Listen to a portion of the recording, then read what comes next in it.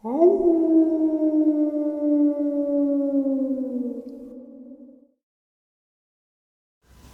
greetings and salutations, everyone. I hope everyone is doing well today. Today I have a lineup of exciting encounters to share with you. Last live stream I did on Saturday, a subscriber asked, Jeff, what is or are the encounter or encounters that stick out in your head?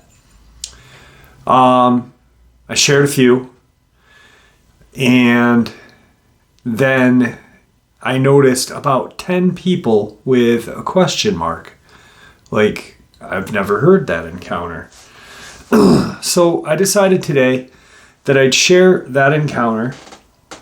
And also, why not, hit a whole state of subscriber submitted encounters out of the great state of Connecticut. And then if there's any time left over, we'll hit a couple more. So right now, or after the intro, we will jump into some amazing encounters out of the great state of Connecticut. But beforehand, some links. As you know, I rely on Patreon, PayPal, and the merch to help the channel to continue to grow and go.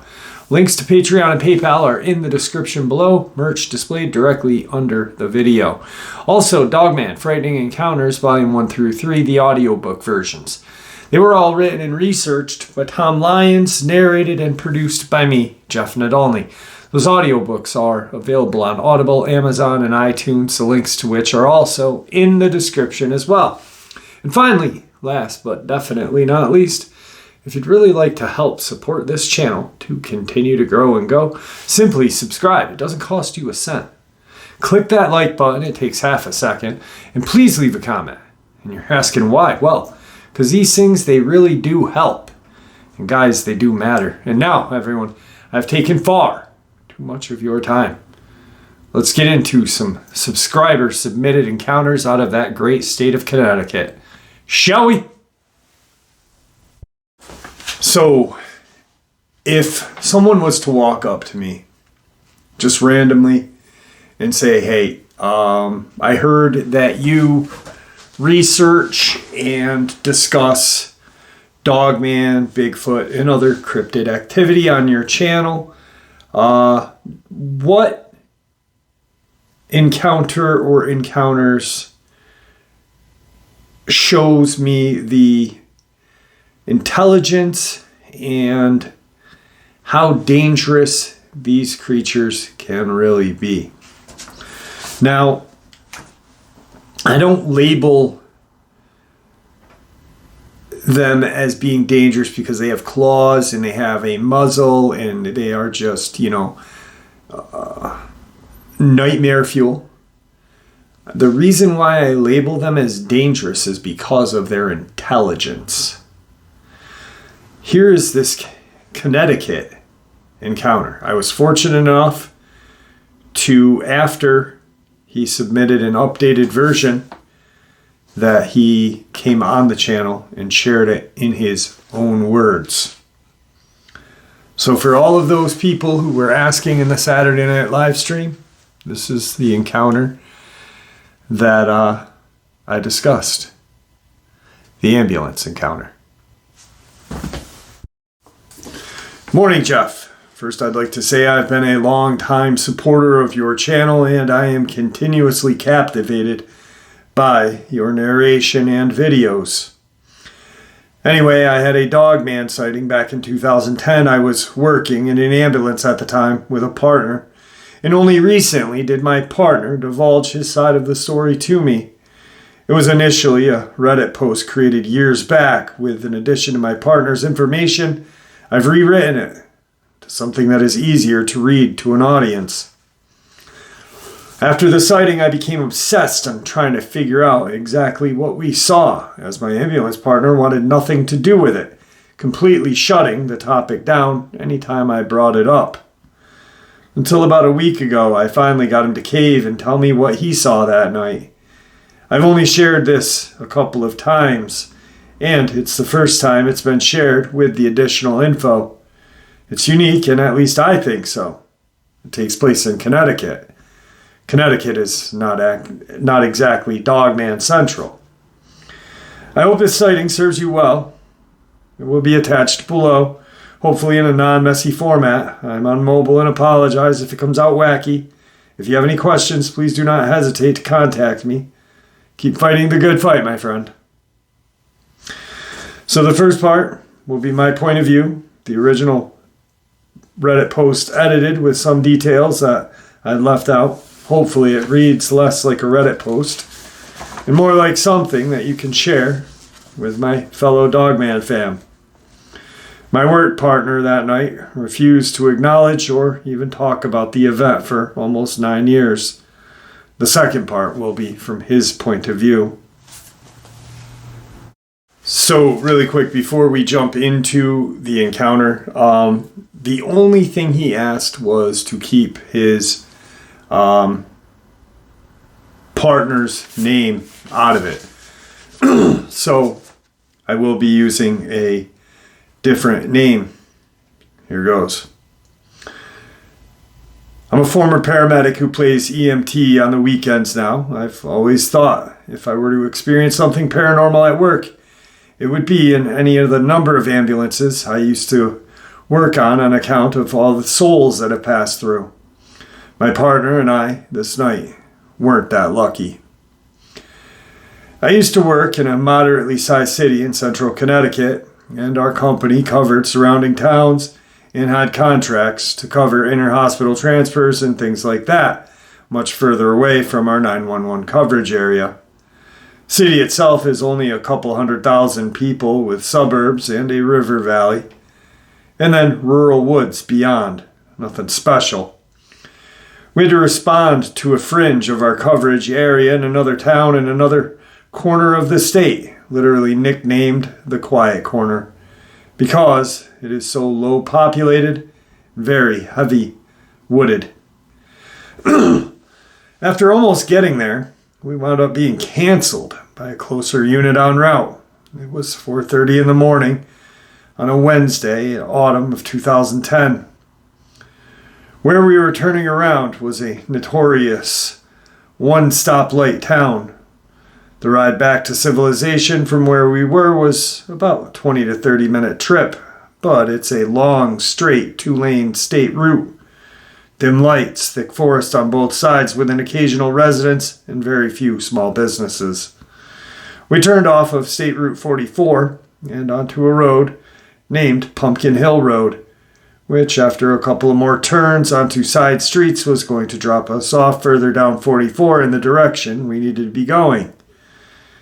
Surrounding us was state forest and a couple of dirt roads, a couple of small rivers, a small lake, and not an awful lot of houses.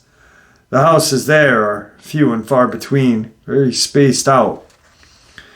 I was riding in the passenger seat with my face in the laptop writing our canceled tag, mentally preparing to go home after a long night, and my partner said, "Do you see that?"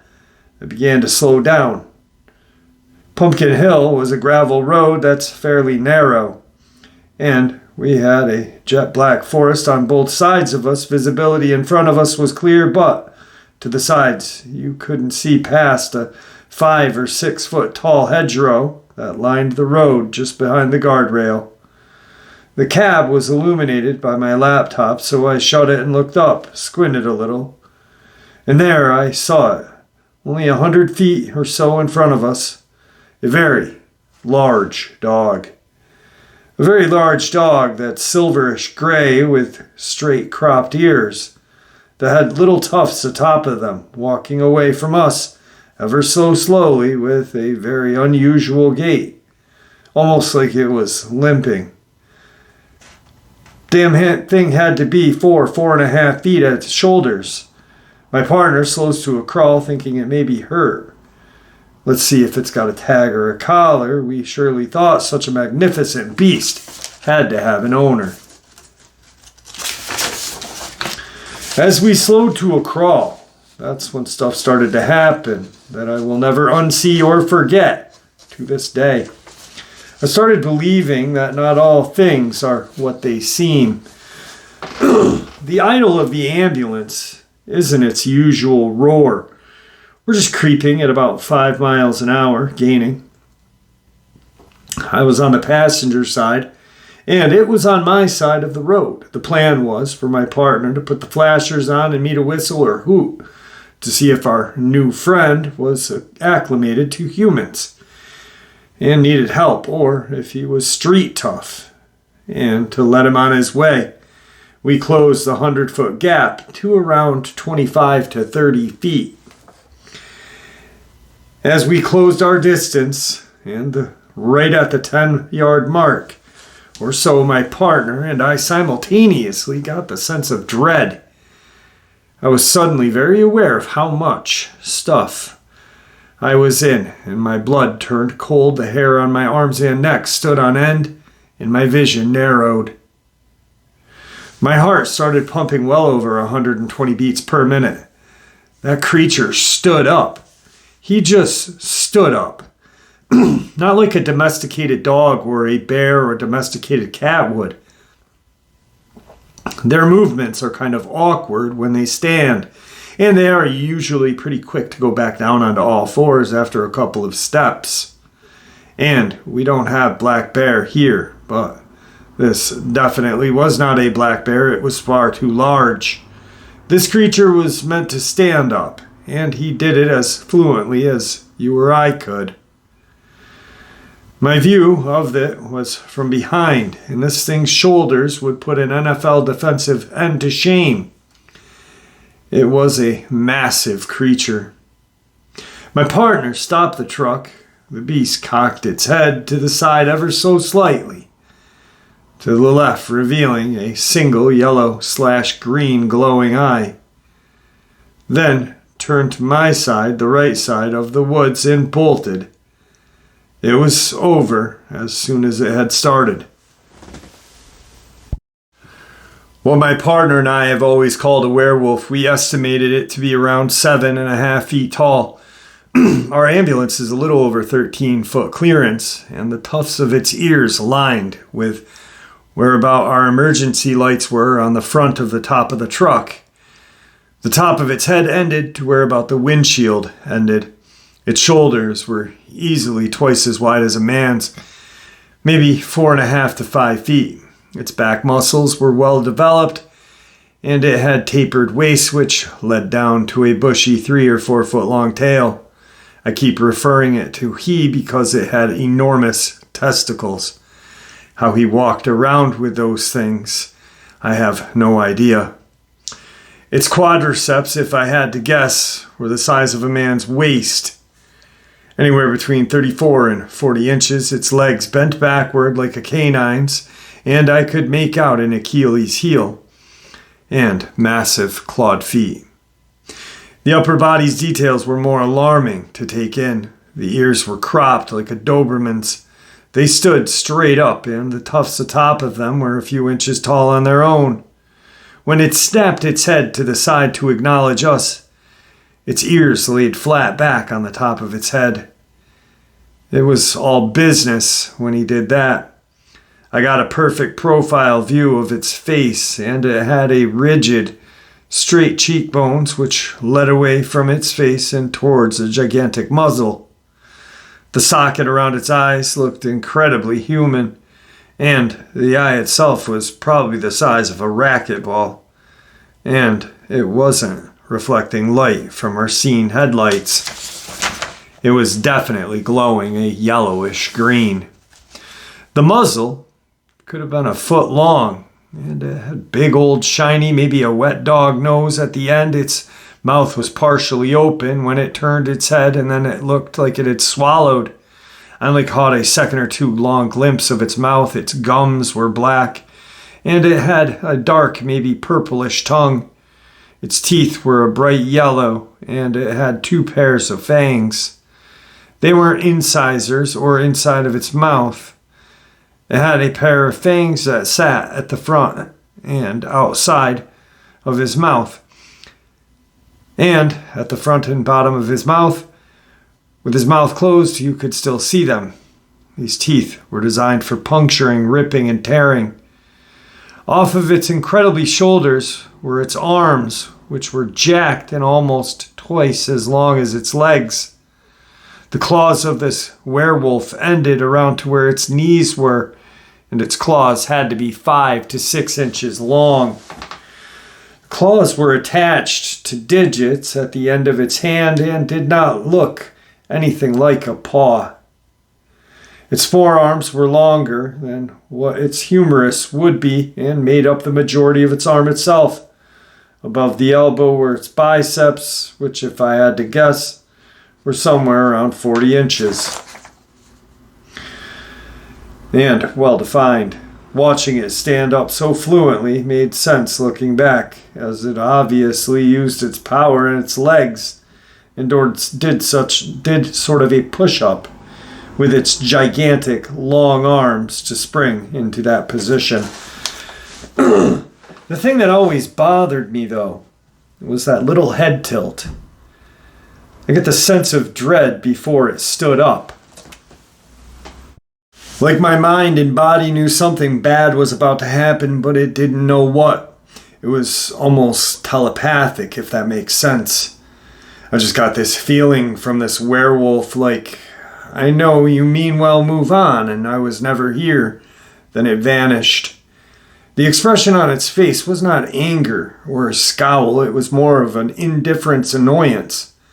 Like it was saying, "Aw man, who the hell are you? I have to deal with this now?"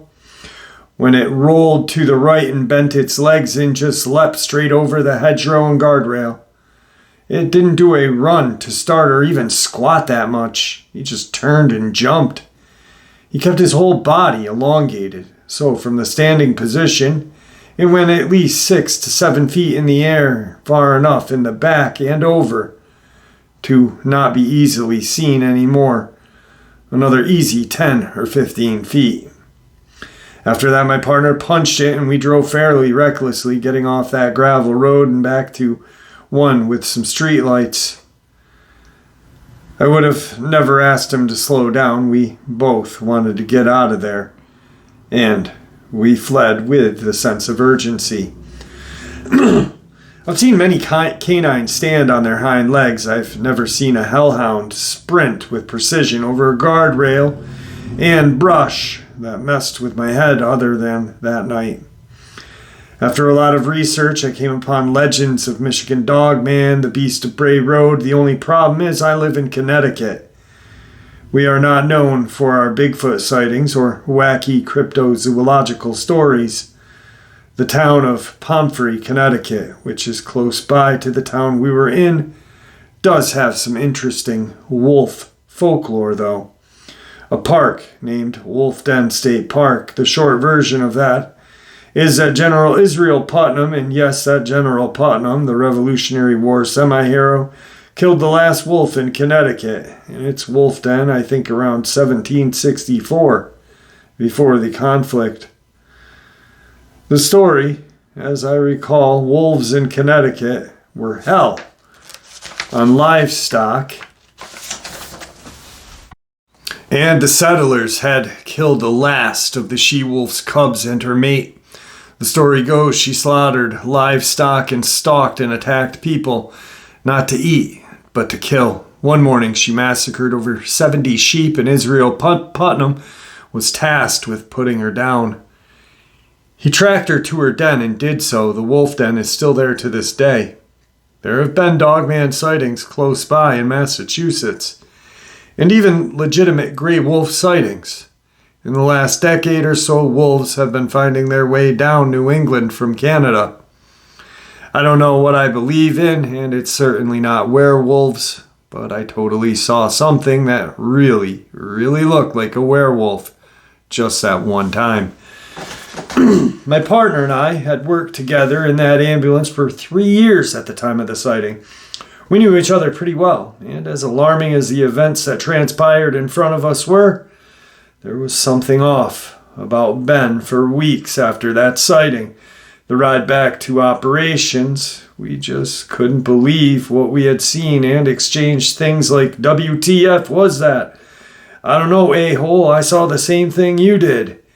Did you really? Did that just really happen? I can't believe that happened. After we fueled the truck, we punched out, and the next time I saw him was Thursday night for our last tour of the week before our 3 days off. When I showed up, he had notified me that he had called dispatch and requested to be posted to downtown the entire evening, not wanting to leave the confines of the inner city. Not an unusual or odd request. Some people prefer the busier assignments, and we definitely did. But it became a habit for Ben, and as weeks and months went by, we were never sent out to suburbia for a call after dark for the rest of our time together. I thought I was just shaken up, as he was, but something was sitting sideways with the way he was acting, and every time I approached him to talk about it, he would immediately dismiss the topic. He would be stoic, quiet, or change the subject entirely, leaving an odd vibe I had never felt around my work brother before. Absolutely nothing changed about our job performance or our friendship, but after a while, I suspected my partner had either seen something like this before or had seen something that I hadn't that night. After years of patiently prodding him and asking him what was wrong, he finally disclosed what was bothering him so much about the sighting. And it turned out to be the latter. 9 years later, I have his permission to relay his point of view. Our ambulance was a 2008 AEV box truck. It had a 13-foot clearance, and Ben is 6'5", I'm 5'10". But when seated in the cab, sitting up and facing forward at the top of our heads are probably somewhere between 7.5 to 8 feet off the deck. As a passenger, you can't see an awful lot out of the mirrors, but as a driver, you can see down the side of the truck and pretty well behind you. There's also a mobile data terminal that controls several functions, including lights, sirens, scene lights, and dispatch response. It also had a 4-screen camera that showed a backup camera, which was mounted on the top of the back, pointing downward at an angle, 2 side cameras, which covered the outside ends of the ambulance, and, of course, a patient compartment camera, which was the only one that recorded. When you were in the driver's seat, you had pretty much a 360-degree coverage. As a passenger, the most you could see out of the front mirrors was jack nothing, especially since Ben is a giant, and we fought over mirror angles all the time. As relayed to me by him. Ben said that when he completely stopped, he was looking at the werewolf in front of us, but had a pit in his stomach convincing him that he wasn't actually looking at us when it turned its head. My eyes were fixated in front of us on Wolfman number 1, Ben trusting his instincts, in which I did not notice him doing because I was busy trying not to urinate myself. Already had the MDT angled right at him and started cycling through the cameras and turned to the side and rear scene lights. The scene lights are not the emergency lights. Scene lights are these bright white/blue hued LED lights that are so bright you could probably land a space shuttle from orbit with them. When he did that, he noticed that our friend in front of us was in fact not alone. Ben caught a glimpse of 2 of them behind us, and one coming up my side of the ambulance. The 2 behind us, he described as coyote tan and on all 4, standing right in what would be our blind spot. The way the camera is angled, he said, all he could see were the tops of their heads, the tops of their torsos, their arms, shoulders, and their massive pawed hands. He describes them exactly as the first one was described, except with color variation. When he turned the scene lights on, they bolted to the right side of the road, out of view of camera. This is where it gets a little creepy. After watching their shadow and movements going to the right toward the tree line, Ben cycled the MDT monitor to the starboard side camera, hoping to catch them and see if they were going to advance towards us or run in the brush. Mind you, this is all happening quickly in a matter of seconds. When he cycled the camera, what he saw was another Dogman. This one was on its hind legs, blacker than the blackest black. So massive, it was filling the entire monitor, and with its left hand was trying to open the door to the patient compartment area. Ben had hit the scene lights and cycled the camera and lost sight of the two. As he didn't see how too much from the camera view, with its yellow eyes, and grinned at him, with the camera view, he looked at the passenger side mirror, and that's when he said the black Dogman was looking right back at him with his yellow eyes and grinning. He did see the Coyote Tan Dogman leap over the brush behind the grinning one. He stated, "Danny, if you rolled your window down and reached your arm out, you guys would have been shaking hands." When he told me this, almost a decade after the incident, my blood ran cold again. He didn't discuss it for years. And all of this time I had no idea one was less than 5 feet behind my right shoulder. He said the grinning Dogman was a sinister-looking SOB. It was clearly trying to stealthily open the patient compartment door. On the right side of the bus, lucky the locks engage when the vehicle is in motion. When it was staring at him in the mirror, its toothy grin, it moved its head. He saw the Dogman we initially spotted jump over the brush, then followed suit. My partner said it stopped grinning and almost looked like it was having a chuckle. Honestly, it looked like an a-hole. It turned to the right and jumped over the guardrail with the rest of his buddies. As we drove away, I rolled my window down, and we did hear very loud, almost like chirping or yapping. It was almost like what hyenas sound like. When I did that, Ben said, "Roll that back up. What's the matter with you?" as we sped away. The whole event couldn't have lasted more than a minute and a half, from the first time we spotted the first one 100 feet down the road. Knowing my partner's side of the story now, after all of these years, what bothers me the most now which is probably what had bothered him so long, where did the other 3 come from? What was their plan? What if I was someone alone in a Prius or a Mini Cooper? Would I be wolf bait? Were they out on a prowl, looking to ambush a motorist, just messing with people? They're so intelligent to move in blind spots and have a distraction in the front like a classic ambush. After having thought, I settled my nerves over the even 11 years, or over the even years now. 11 years now, sorry.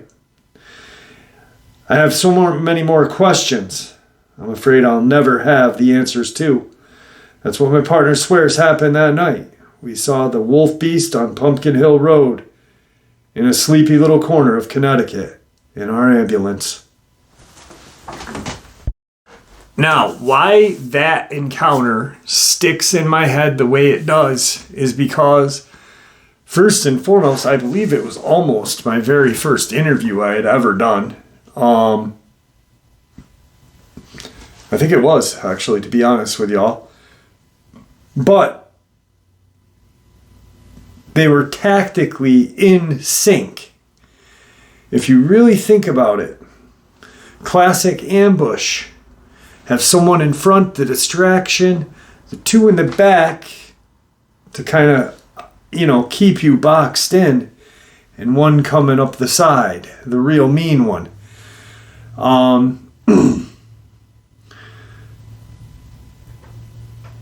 The look it gave Ben when he was sitting in the driver's side does not show a playful Dogman, even though it kind of grinned at him. It was almost like a grin, and this is how I feel. I wasn't there, so I'm just letting you know how I feel. That grin was almost like I could take you at any time. Anytime we could have. And then the what if? What if I was a guy in a Prius or a Mini Cooper alone? My car broke down. Dr. Nancy Shaw was killed on Skyline Lane in Georgia. Her car was found on one side of the road with the door open. She was in a ditch, torn apart. The car was still running when the law enforcement officer found her. I was told this encounter before Dr. Nancy Shaw's attack even happened. And it fit the bill, if you ask me. I'm almost imagining how it went down for this poor woman. I got one more encounter out of that great state of Connecticut to share with you all. Let's get into it. Hey Jeff, I told my wife and my son about the Putnam County encounter in Connecticut with the EMT worker. The reason why I told them about it is it's very close to my sister's home. She lives in West Hartford in Connecticut, which is very close to Putnam. My sister's house is in the mountains, and she has a reserve in the back of her house. She lives in a community of maybe 20 houses or so. It's a very affluential community, so the houses are huge, with at least an acre of land. They frequently see bear, coyote, and all kinds of wildlife in their community.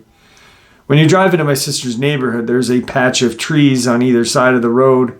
Then you drive up a steep hill that twists and turns as you drive. There are houses on either side of the street as you drive up. But when you turn off that main road, I believe it's called Asylum Avenue, you enter into her community with trees on either side, like I mentioned. Well, one night my wife and son had went out to get some food with everyone. And when they came back and entered the neighborhood, they saw what they thought was a coyote. But my son said it was far too large. He said it was light-colored but huge. He said the animal gathered itself and jumped across the street in one leap. He said it looked like it was floating as it jumped. The road it jumped across is 2.5 cars on it. So it's a pretty wide street. He said as it landed on the other side of the street, it was gone. He said he did not think anything of it, but when I told him of that Putnam encounter, it all came back to him. My son was 10, but he's very smart. He's mature for his age. This happened a few months ago around Thanksgiving. When he told me this, I was shocked, speechless. I never thought I would ever hear someone having an encounter, let alone my son. My wife said she saw it, but not as quite as well as my son. That's it, Jeff. Nothing exciting, but an encounter. Again, I am shocked and speechless by this. If you have any questions, ask, and I will have my son answer anything for you. He is excited that I'm writing you about this encounter. Keep up the good work. S. And then I get another email from S. Hey, Jeff. Thank you for reading my son's encounter. I have a small update. This weekend, my sister was down from Connecticut, so we could all get together as a family since the restrictions were lifted a bit in my state. I live in southern New Jersey, just outside of Philly. So it turns out that my son and wife were not the only people in the car that night. They saw the Dogman jump across the road. My sister, the one that lives in Connecticut, and my niece were in the car as well. They all saw it. When they got back into the house, they told everyone in the house about it. But I was taking a shower, so I didn't hear about it. My sister dismissed it as a coyote. My niece thought maybe it was a black bear, since it was much bigger than a coyote. And my son said it was neither. It was way too big for a coyote and too fast and fluid for a bear. He also said that it was the way the light and the color of its... He also said it was way too light in color, to be a black bear. Everyone dismissed it in the house because they could not identify what the animal was. When I asked my sister about it, she said she knew it was not a coyote, and she thought there was something strange about the animal and what it did. She said she had never seen anything like it, but she told herself it was a coyote because, to be honest, the whole thing scared her. She said she had not seen anything like that before. There is the confirmation that something is close to my sister's house in the mountains of West Hartford. At the end of July, we will be going to her house to visit. If anything happens, I will make sure you know. You can use my name anytime, by the way. I believe in these things, and no one can make me feel any different. Keep doing what you do, my friend. I got a lot of people to listen to you and grow their knowledge, just like you have done for me. P.S. I live 20 minutes away from one of the hot spots. I live in Hamilton, New Jersey. If you ever feel up to it, you're welcome to come and explore. I got my neighbor to listen to you, and she is an ex-police officer. She wants to go and test her luck with you. LOL. Sean. So, yeah, I mean, right there you've got very close to it. But I'm almost wondering, because Dan said there were no bear in the area. I don't doubt him, because 4 bear are not going to do that to an ambulance. But Sean has said that that reserve has bear. So maybe in the distance, or it's too far out from his sister's house or wherever. I'm not sure. But I figured I'd talk about that quick so people didn't bring that up. I don't know why. But obviously 4 black bear are not going to do that to an ambulance. I mean, how goofy is that? Anyway, guys, I want to let you know I appreciate y'all supporting this channel. It really does help. Little update. I am exhausted. My house is finally put together. Crazy thing. When the day the house officially became my home, the whole thing, my washer and dryer combo bit the big one. It was a 1981 Montgomery Ward stackable. And I had to go and buy one at Lowe's. And today was the delivery date, or yesterday. You guys will see this tomorrow. So yesterday was the delivery date. Dryer came, washer didn't, and they didn't take my combo out. Just a headache. Life never ceases to just, you think you're having a good day, and then bam, it hits you. And I got pretty stressed out about that. And when I get stressed out, I get tired, and I'm exhausted from moving all this stuff. I think I'm going to do a paranormal exploration through the building again, like I did a while back. Maybe this weekend I'll do it. But I got some big plans for the channel, and I will make an update on that when I'm ready to start doing it, which will be probably the beginning of May is when you will start seeing some new and exciting things going on with the channel. So with that, my friends, thank you for all your understanding, all your support, all your kindness. Please stay healthy, stay happy, stay safe, and may the Great Spirit watch out for us all, and may He guide us down that path that we call life.